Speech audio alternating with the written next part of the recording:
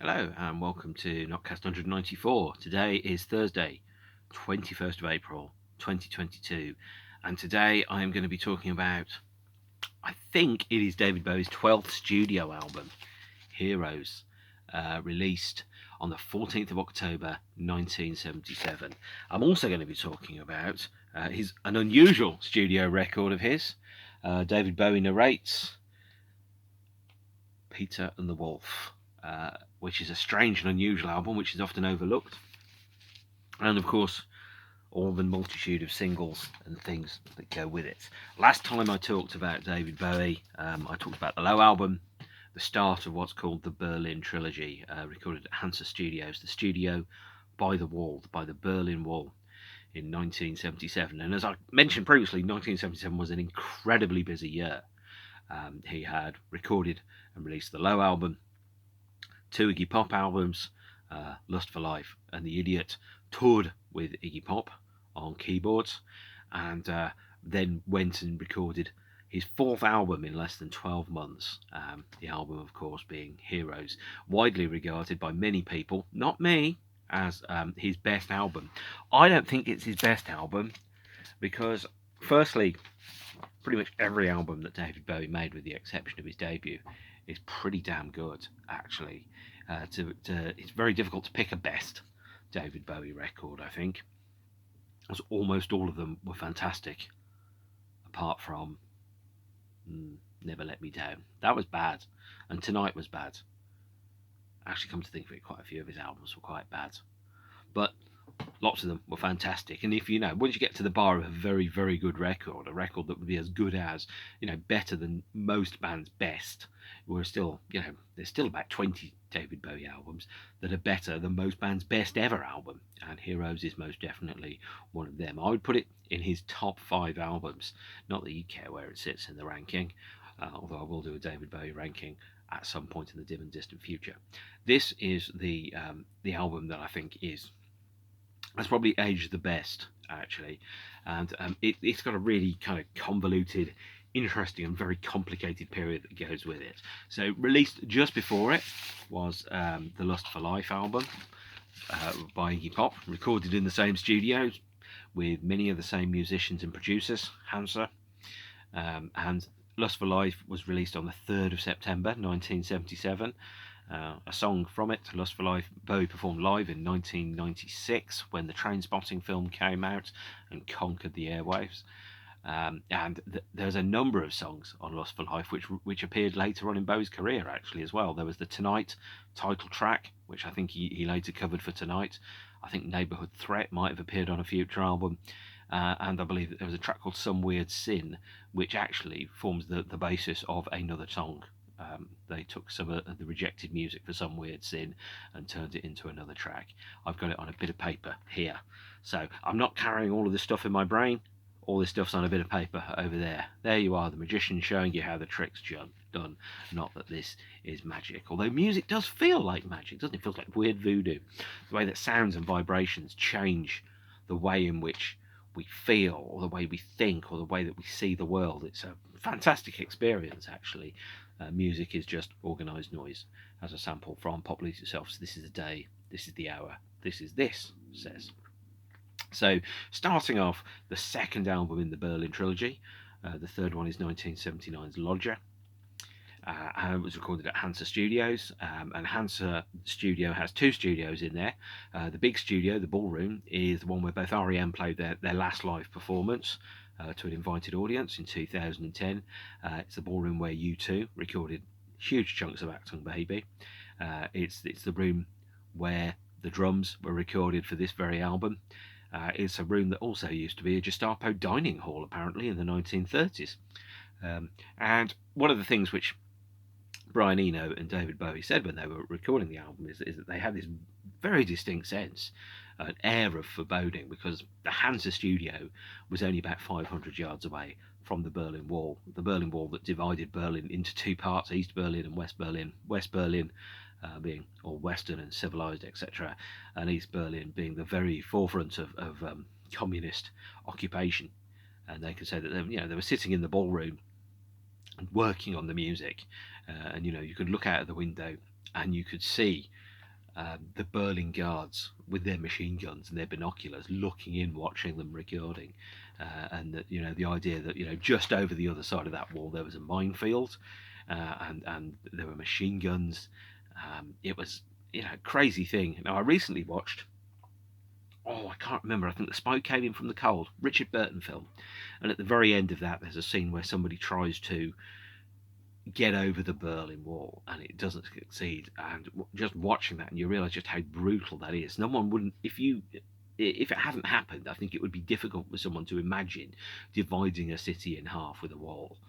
A very, very strange experience. And having been to Hansa and having been walked through the remnants of the Berlin Wall when I went in 2018 a couple of times to Berlin, you know, the idea that that city was once divided into what was effectively a huge prison and not, is really very, very strange indeed.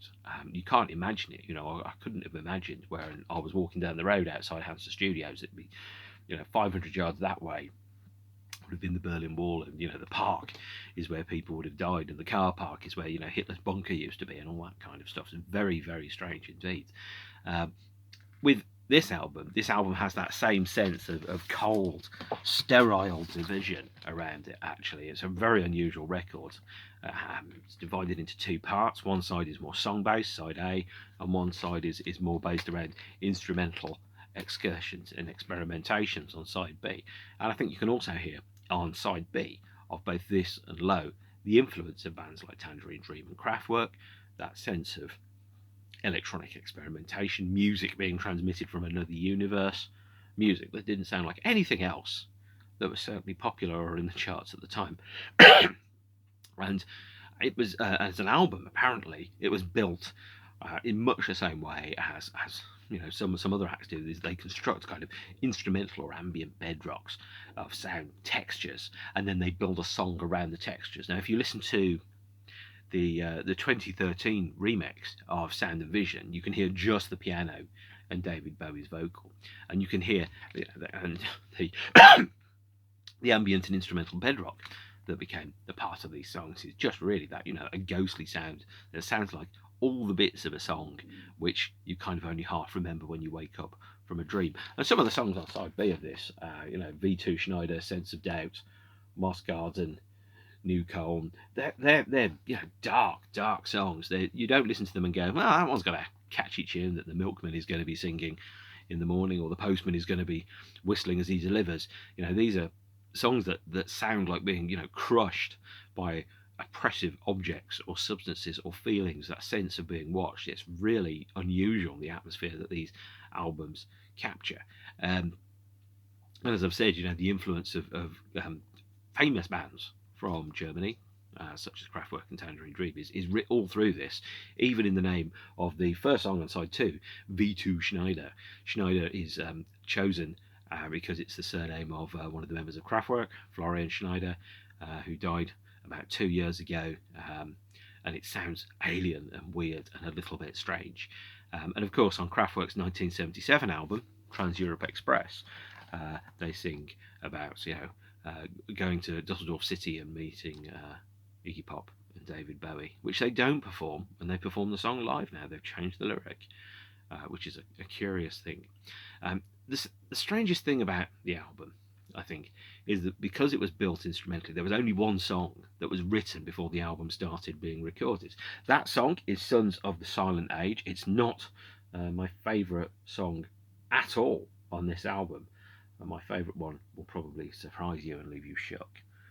Unsurprisingly, actually, my favourite song is Heroes, although Beauty and the Beast and Sense of Doubt are absolutely brilliant, fantastic songs as well. But let's go through this in more detail. I think the title Heroes is in quotation marks, and that is a deliberate, I think, stylistic choice. The idea of the use of quotes to describe heroes, it's kind of like an ironic detachment. It's a kind of like a way of saying, well, yeah, heroes, in the way that people put quotation marks around things to silently mock or perhaps, you know, parody or burst the bubble of the importance around them. And it's also, I think, if you look at the lyric to the song Heroes, the lyric is actually it's about a pair of romantic drunks who are lovers, and that's a fact. And they're lovers that are wrapped around each other, and they're dependent upon each other, and they're dependent on various crutches. Could be drugs, could be alcohol, um, and somehow the fact that they have found this romance, whatever this romance is one of the most important things that there is. And even the lyric starts with "I'll be king and you can be my queen." And then it goes to things like "I want to swim with the dolphins," and it's a kind of like a romanticized version of us, someone who has a relatively kind of normal, ordinary life. And I'm not going to pretend my life is super ordinary, of course. My idea of a fantastic adventure is to get to grow old with another human being, and that's probably the same fantastic adventure that is really, really important on this song, Heroes. And Heroes is probably one of the best David Bowie songs that there is, and I'm not going to apologise to anybody around that. We should also mention the cover. Now, the cover is in the style of I think there's a German painter called Erich Heckels who did two paintings which you can really see the influence of those paintings on this cover. One is I never pronounced this word before, so I'm probably going to get it wrong. Ryko, and then the other one is Young Man, and both you can see both of those in this photo.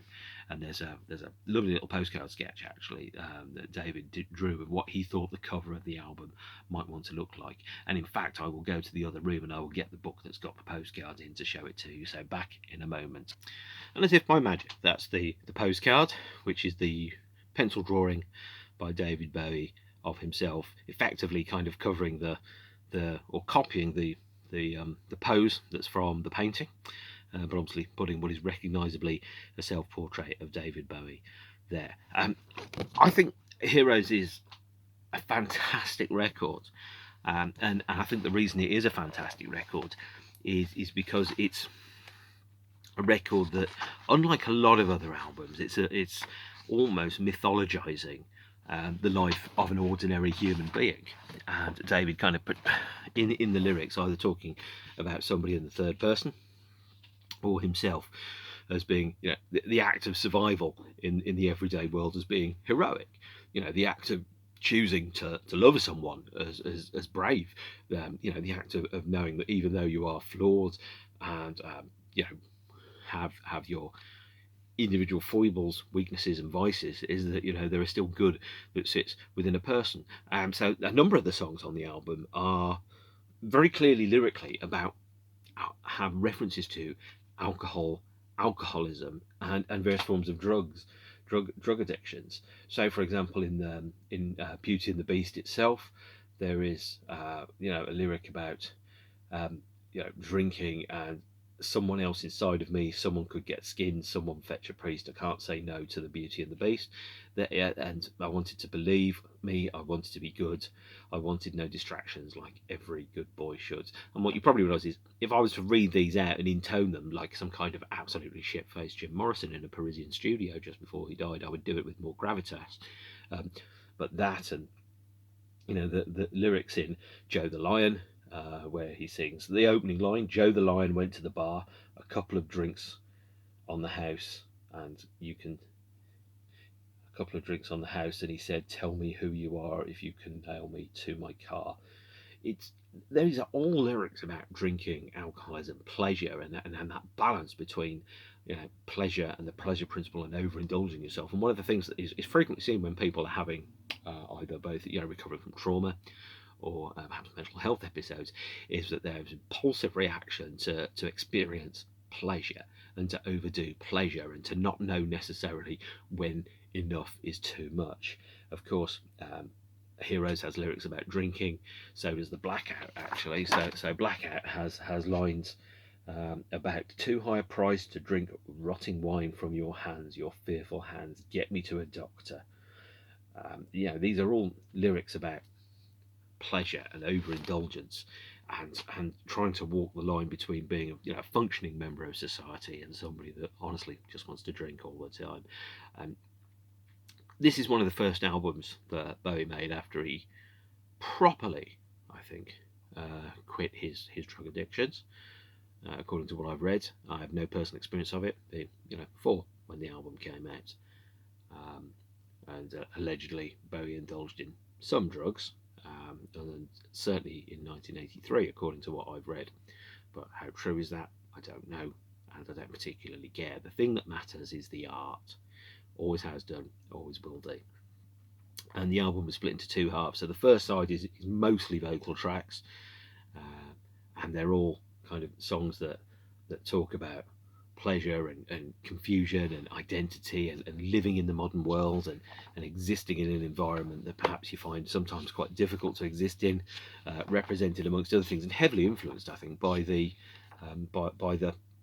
by the existence of the Berlin Wall, the two sides of an individual, and that sense of being, you know, very, very close to when he did Diamond Dogs, for example, which was originally, I think, intended to be, some songs from that were intended to be a version of 1984, the musical. That sense of living in a, you know, a communist or socialist environment or a dictatorship is something that obviously he was experiencing, and he could see just by looking out of his window during the recording of this album. And it's worth remembering that Heroes was not a huge commercial hit, although now the song is regarded as you know, his definitive classic alongside, you know, Let's Dance and Space Oddity and God, about 40,000 other songs. It was not a big seller. You know, the single of Heroes got to number 3 in the UK, and it got to number 35 in the US. And the lyric to Heroes and the music to Heroes,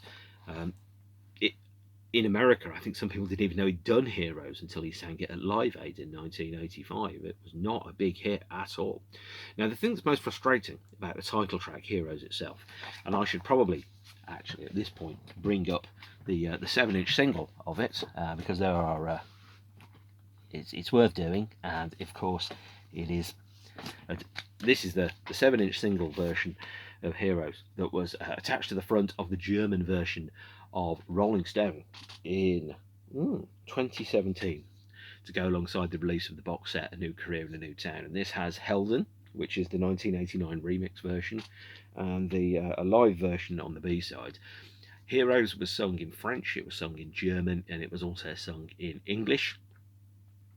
And the German version was remixed in 1989 for the Sound and Vision compilation. So Heroes was not a big hit, as I said. Number 3 in the UK, that's pretty big. Number 35 in the US. And Heroes took the music that was actually like a chord sequence that was rejected for a track by Iggy called Success, and it was reused and then, you know, rebuilt up from there. It's one of the best songs there ever is, Heroes. No two ways about it. In fact, I've remixed Heroes.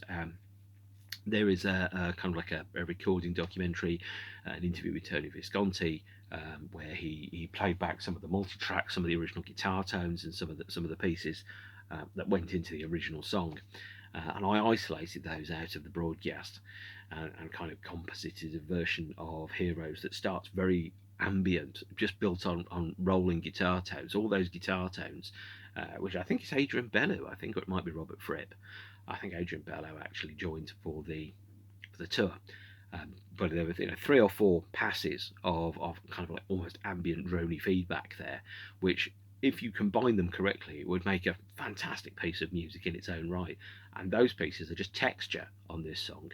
So I took that and I took the isolated vocals, and then I built the song up so that it became something I think considerably more epic. The other thing that is a little strange about Heroes, and I will say it, is even though the song exists as a full performance with a proper climatic ending, a climax, the version which almost everybody knows, and I think the version that's on the album, is a fade, and you can just about hear, if you turn the volume knob all the way up, you can just about hear the song actually end. And it's baffling to me that the mix of Heroes fades out, because the song is better with a full and definitive climax and ending. Although I always think songs that end on fades are frankly bloody lazy, because it's like, I haven't worked out how to end the song. There are very few songs that actually deserve and earn the right to have a fade out. Blue Monday is one of them. Everything else probably shouldn't have a fade on it. I think a fade is a studio trick, and it's a false economy, because bands work out how to end the songs when they're playing them live anyway, so why not put that on the record? admittedly, you can't have the bit where the singer goes, "You sing," and everybody does, "Whoa, you're halfway there. We're living on a prayer," and that doesn't work on a record because, of course, the record is the definitive version of the song, right? It doesn't have the audience participation bit in it, but it also, when you play it live, it's very, very rare for a song to actually just fade out. It has a natural conclusion, beginning, middle, and end. And fade outs are very lazy, and I hate them. And I wish that the versions of Heroes that were released didn't have a fade out. So Heroes was a single, didn't do particularly well. There was a second single from the album, and this is where I have to get my pile of 7-inches out. So the second single from the album, oops, I've missed it, is, I think it's Beauty and the Beast. Here's the original 1977 7-inch. It's pretty beat up, really. It's backed with Sense of Doubt, and of course it's got the old classic.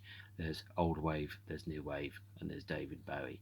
David kind of, presenting himself as somehow being both outside of and above all of the trends of the hour. Cometh the hour, cometh the Tin Machine. And there was a few other singles which were released. For some reason, I've got a 7-inch picture disc of Be My Wife here, which is backed with Art Decade, recorded in Perth. And we also have the Breaking Glass live EP, but I'll get to the live stuff later because there's a couple of live things that are happening. What happened after that? After the release of the album, David Bowie went on the promotional treadmill, interviews, posters, badges, stickers, t-shirts, putting his face and his name in front of absolutely everybody. And his first step when he got off the promotional tour was to go into the studio and record the narration for this album, Prokofie's Peter and the Wolf. It's a very, very strange record, this. One I strongly recommend that you pick up if you're a David Bowie fan. You really do need to have this, although it is David narrating a child's story. The music for this was recorded, I think, in May 1975. The narration was added in December 1977, just before Christmas, primarily because David wanted to do basically a present for his son, and one of those was to do this narration. Now, you may have thought, coming out of the blue, what on earth is this? Why is this happening? What's this all about? Well, at the heart of it, even though David was making weird and unusual material, especially side 2 of an album being nothing but an ambient soundscape, largely around the horrors of living next door to a dictatorship. At the same point, he was also an entertainer, and he was unafraid of doing what needed to be done, unafraid of being accessible and public. And any artist that says they want to be a starving artist and poor forever, people don't make art or do anything in public without at least hoping that it connects in some way with somebody. So, for example, even if you're in a band that sells basically bugger all copies, the thing that you don't do it because you want to be a starving artist. You think that what you're doing is good, and you think it's worth doing, and it's something that is an expression of a part of you, whatever that part is. You want it to connect to other human beings, and the part about art is communication between two human beings in a way that transcends basic language into something that's different. If you want to think about what art is communication of an idea between two human beings. Even a conversation could be art if it's particularly good. I've had some fantastic conversations. Not sure they're necessarily art conversations worthy of being called works of art, but when you have fabulous conversations with human beings, and you have this huge sense of knowing and growing and getting to know and communicate ideas between two human beings, that's a wonderful thing. That's one of the things that I think mankind should be really, really proud of, is the ability to create works of art. And sometimes you make a work of art just because it's there. But Peter and the Wolf is, I think, one of David's more popular kind of approaches. He's going, well, there's nobody's telling me I can't do this, and I don't need to ask anyone's permission to do it. And if I want to do it, and I think it's a good reason, I'll do it. So Peter and the Wolf is it's not a David Bowie studio album, but it is something that's very, very much worth hearing. And I'll be honest, I didn't get this until after he died, because I kind of never quite had the impetus to listen to it. But then all of a sudden I thought, well, I'm going to have to hear it at some point in my life. I might as well do it now.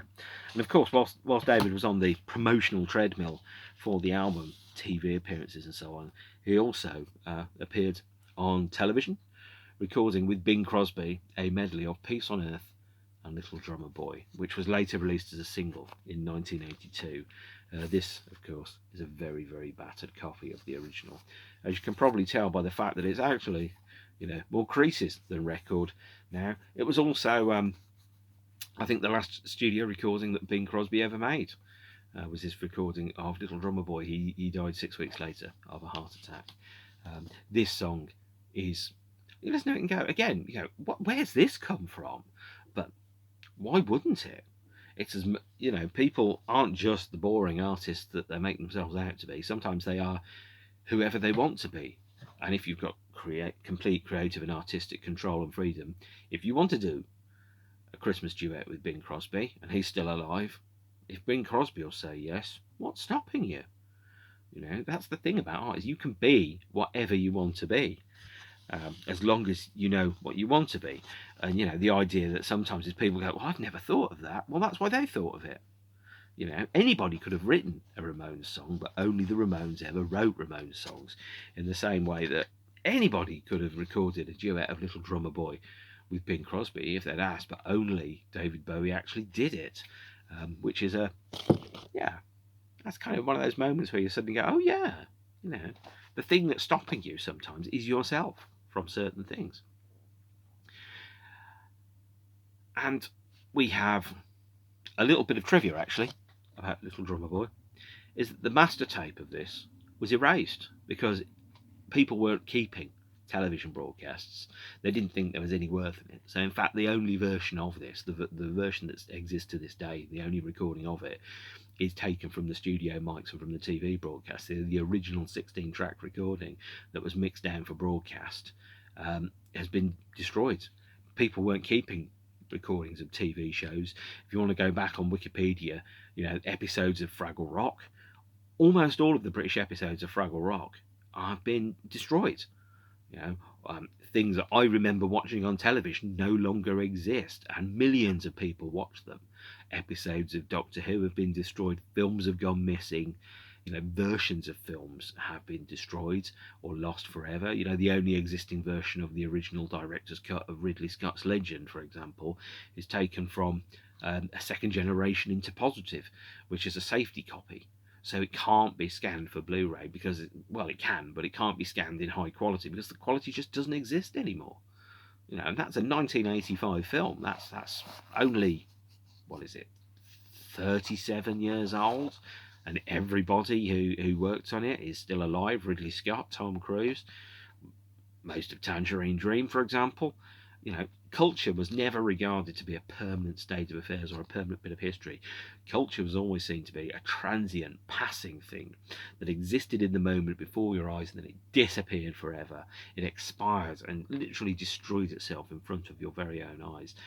And so, no one was thinking, well, we'll keep the 16-track recordings of David Bowie and Bing Crosby. They were just like, well, no one's ever going to be interested in watching that again. We'll just tape over it because we need the tape to record, I don't know, Saturday Swap Shop or something. I'm not quite sure. Around about the time of the release of the Heroes album, there was a promotional record that was released that was later pressed on white vinyl for a Record Store Day. It was called Bowie Now. Here was the Record Store Day version of it, and it's a compilation of tracks from the two most recent albums, Low and Heroes. Is it any good? No. Is it essential? No. Is it worth spending money on? Not really, no. If you're a kind of, record collector spod like me that thinks, well, I'll buy a Record Store Day white vinyl version of a promotional only David Bowie album, sure, that's me, that's what I'll do. And then at the same point, I'll have to be honest and go, yeah, you guys saw me coming, didn't you? Is it any good? Nah, no need to buy Bowie Now, of course. Bowie did one other thing.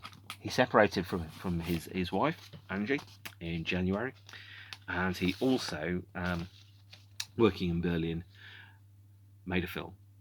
His second film in a lead role, Just a Gigolo. Here is the soundtrack album. The album came out in June 1979, and it does have David Bowie content on it, by the way, but not too much, so don't get too excited about it. It has a picture of him on the back, and it has one song by a band called The Rebels, the members of whom are undefined, but it is a track called David Bowie's Revolutionary Song, and it's effectively an instrumental rock track, and you can hear David Bowie humming in that very specific hum that he does, that you can also hear on the Cat People soundtrack. And so if you're an absolute train spotter and have to get absolutely everything, do get the Just a Gigolo soundtrack, or the Record Store Day 7-inch of Just a Gigolo, which is on blue vinyl, and it's probably quite cheap now because not that many people bought it. No, it wasn't released as a single then either. David went on tour, and he released a number of live albums, although only one at the time from that period. The live album that was released in September 1978, which was recorded in Philadelphia, Providence and Boston, was Stage. Here is a UK first edition, special limited edition on yellow vinyl, replete with its WH Smith prize sticker, £7.98. The release of this was delayed due to some contractual wranglings between David and his label, RCA. David's view was, it's a double album and it should count as 2 albums towards my contract. RCA regarded it as 1 album and should have been 1 album on the contract. This is a lovely yellow shade of vinyl. Some copies were available in Europe in blue as well. But as a live album, I think the original version of Stage, the one that everybody lived with for 30 years, is actually deeply unsatisfactory. It doesn't reflect the set list order of the shows on the tour, and it doesn't capture the feeling of the shows. So the problem with Stage, and here is the gatefold sleeve there, as you can tell, hasn't been opened since 1978, hence it's very creaky indeed, almost as creaky as me in the morning.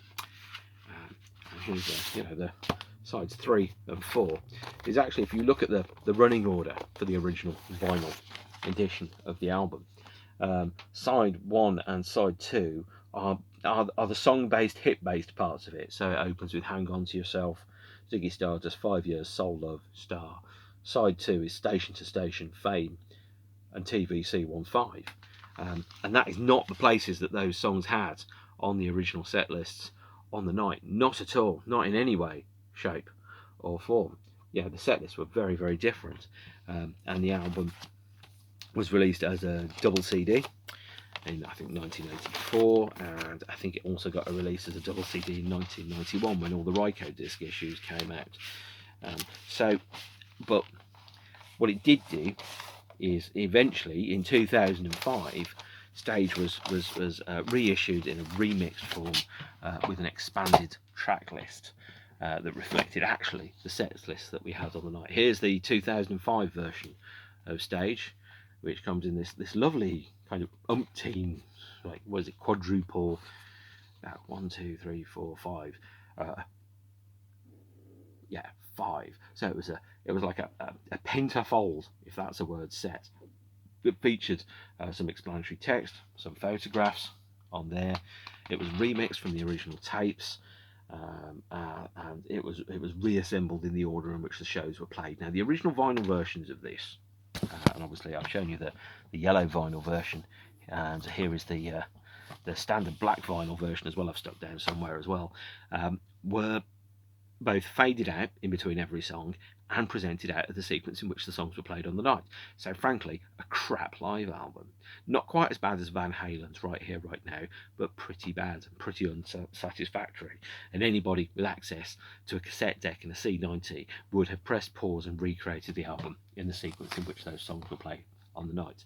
From 2005 onwards, the definitive version of Stage is this version here, which features the songs in the order in which they were played at those particular shows on the American tour, which I think has a far, far better and stronger running order, as opposed to one that replicates the originals. This is the version to get. So if you have it, or you've got the option to go for the 2005 version of Stage, don't go for any other version of Stage, because frankly, they're not particularly good. There was also 2 other live albums that were released from this tour. The first one released on the 2nd of March 2018 is David Bowie live in Berlin.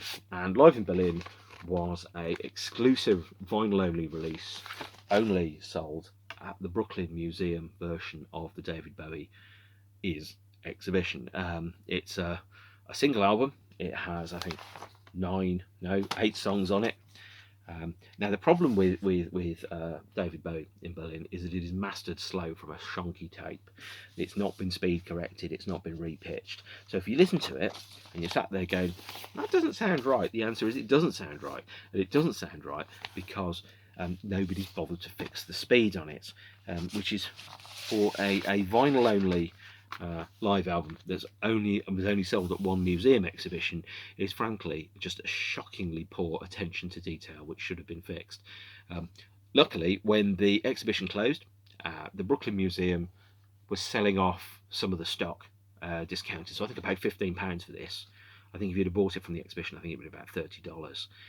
I did have to order it in from America, but I also managed to get the silver vinyl of the Time and Prettiest Star 7-inch and a couple of the other exhibition exclusives that they had as overstock. On the 21st of April 2018, 40 years after the tour, came the release of Welcome to the Blackout, the Record Store Day live album. Now this is the soundtrack to an unreleased live film of David, which was called Untitled, which David put a block on being issued. He filmed and recorded 2 shows at London's Earls Court on the 30th of June and the 1st of July 1978, and the soundtrack to that unreleased film was released on this triple vinyl set for Record Store Day. I'm not sure how many of these there were, probably quite a lot, knowing Record Store Day, but it's a fantastic live album. In fact, I prefer this to stage, I prefer it to live in Berlin, I prefer it to all the other live releases from the 1978 tour. I really do. It did also get a one-off CD pressing, which is still available. Here it is, still in its original shrink wrap, not quite sure why, probably because I got the MP3s of the album. But if you want to get Welcome to the Blackout now and not to pay ridiculous collector's prices, go for the CD edition, which is still, I think, readily available and findable, if that is such a word. There was also, there's a lot of releases, but one of the other things that they did the 40th anniversary picture discs. And the 40th anniversary picture disc 7-inch series, which has now stopped, features 4 tracks, also recorded at Earls Court, but from different nights. So it's got Breaking Glass, Art Decade, Hang On To Yourself and Ziggy Stardust on a 7-inch single. This is effectively almost the B-sides, which didn't make it onto the Welcome to the Blackout album. Luckily, all of these are streaming, so you don't have to buy them. Stage itself did get a 7-inch single, a release of Breaking Glass, an extended version of Breaking Glass, backed with Art Decade and Ziggy Stardust. But these were taken from the album stage from Providence, Boston, and Philadelphia, as opposed to London.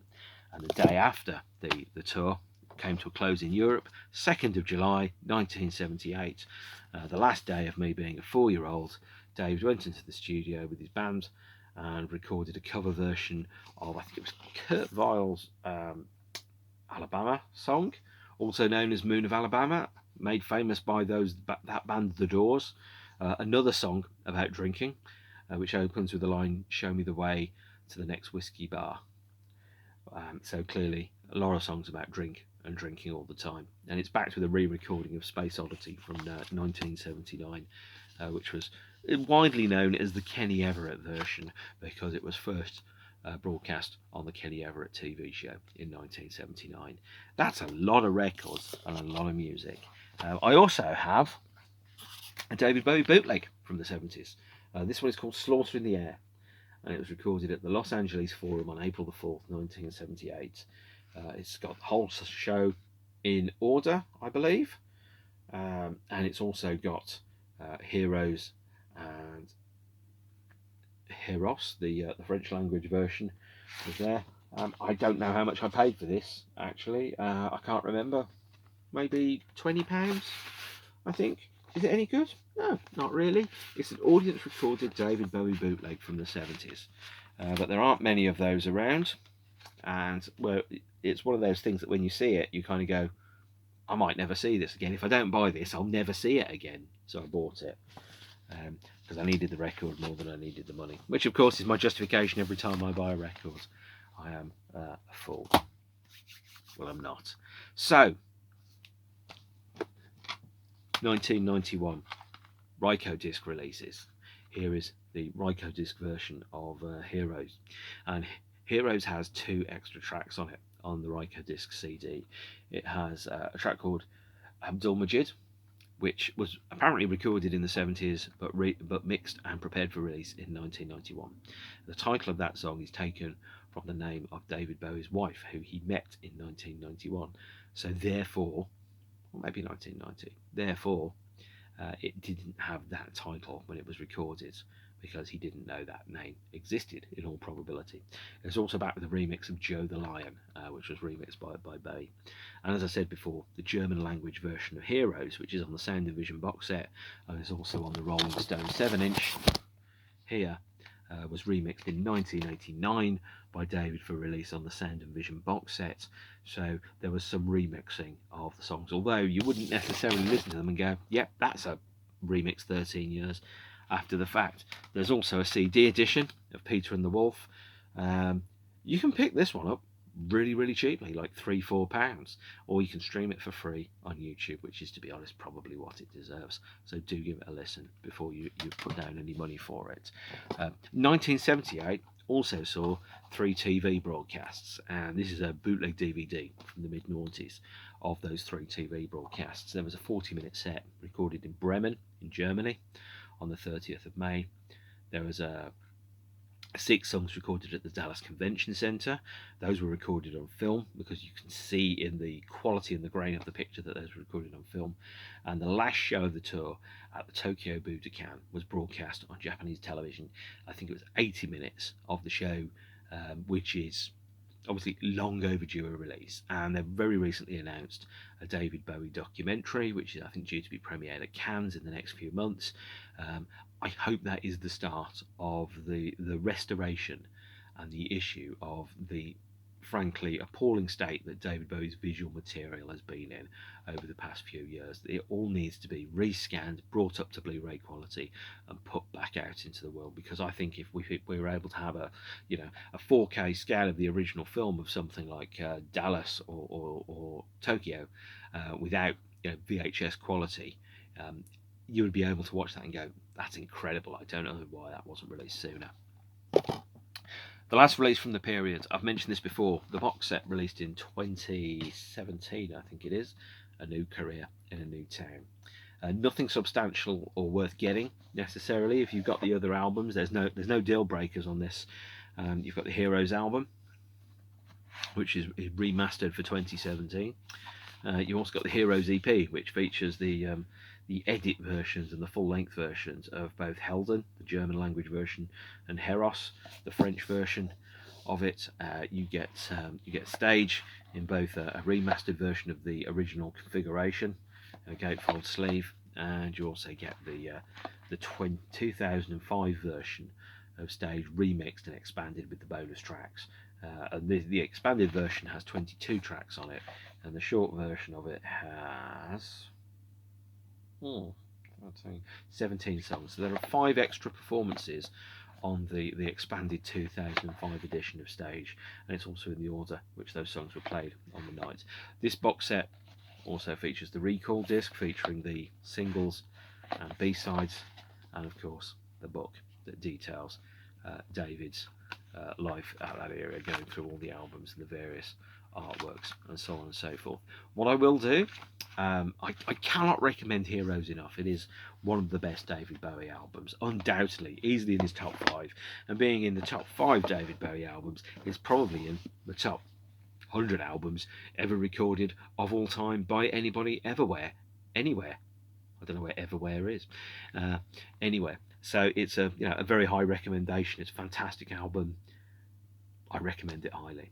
What I will do, I will post links in the comments to the Dallas show, Bremen, Tokyo, some of the other bootlegs, some of the other recordings that you've got, so you've got a good idea of what to listen to and what to watch. What I would suggest is, if you are an absolute completist, don't feel like you have to buy the Just a Gigolo soundtrack. There's only one song in it, and David Bowie doesn't even sing a single word. It's all mysterious humming. And of course, mysterious humming is fantastic if you're making a horror movie. I haven't seen Just a Gigolo. Maybe it is a horror movie. Maybe it isn't. It certainly is not one that has a particularly staggeringly great reputation. So, Heroes by David Bowie as part of the New Career in a New Town box set. Love this album.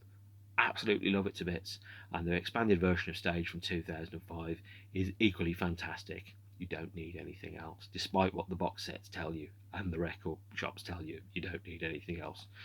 Okay, so that's that. At 1977, halfway through the Berlin Trilogy. Next time I talk about David Bowie, I'll be talking about what happened next when David Bowie became a lodger. Take care of yourselves, stay beautiful, see you soon. Bye.